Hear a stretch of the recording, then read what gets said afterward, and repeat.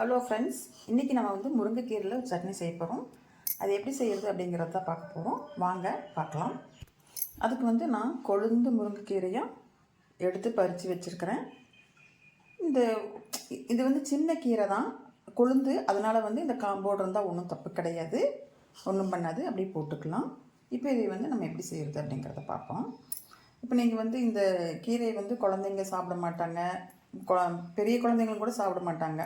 இந்த சட்னியோடு சேர்த்து கொடுக்கும்போது அது பாட்டில் உள்ளே போயிடும். உடம்புக்கு சத்து, கண்ணுக்கு நல்லது, நிறைய எதிர்ப்பு சக்தி இருக்குது அப்படிங்கிறது எல்லாத்துக்குமே தெரிஞ்சிருக்கும். இருந்தாலும் நான் ஒரு வாட்டி சொல்கிறேன்.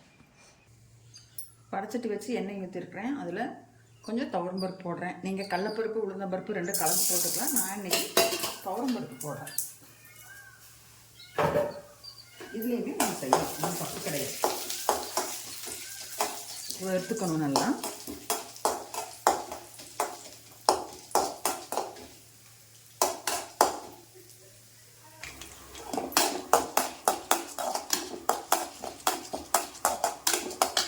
பருப்பு வறுத்தாச்சு, கலர் மாறி இருக்குது. அதில் 2 பச்சை மிளகாய் போட்டுக்கிறேன். அதிலே போட்டுக்கலாம். ஒரு 4 இஞ்சி பல், கொஞ்சம் இஞ்சி, 4 பூண்டு, கொஞ்சம் இஞ்சி, அப்புறம் வெங்காயம்,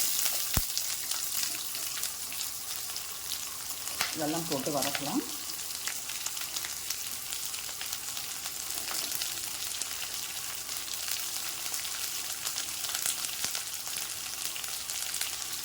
தக்காளி 2 குட்டி தக்காளி வதக்கலாம். இப்போ இதையே நல்லா வதக்கலாம்.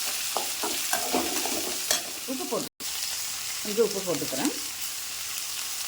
ரொம்ப நைஸாக வதக்கணும் அப்படிங்கிறதெல்லாம் கிடையாது. பச்சை வாசம் போனால் போதும். 2 சீரகம்,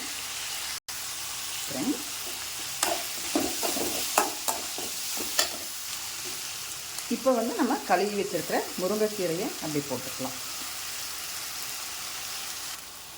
அப்புறம் வதக்கி வச்சு கீரை போட்டு இப்போ கொஞ்சம் தேங்காய் போட்டுக்கலாம். துருவணு தேங்காய் அதையும் போட்டு ஒரு லைட்டாக புளி கொஞ்சமாக போட்டுக்கிறேன். இதையும் போட்டு 2 வதக்கிட்டு ஸ்டவ் ஆஃப் பண்ணிவிட்டு ஆறுனதுக்கப்புறமா எடுத்து மிக்ஸி ஜாரில் போட்டு சட்னி ரெடி. முருங்கைக்கீரை சட்னி. இப்போ சட்னி ரெடிங்க. மிக்சியில் போட்டு அரைச்சி தாளிச்சுமாச்சு. சட்னியும் ரெடி, தோசையும் ரெடி.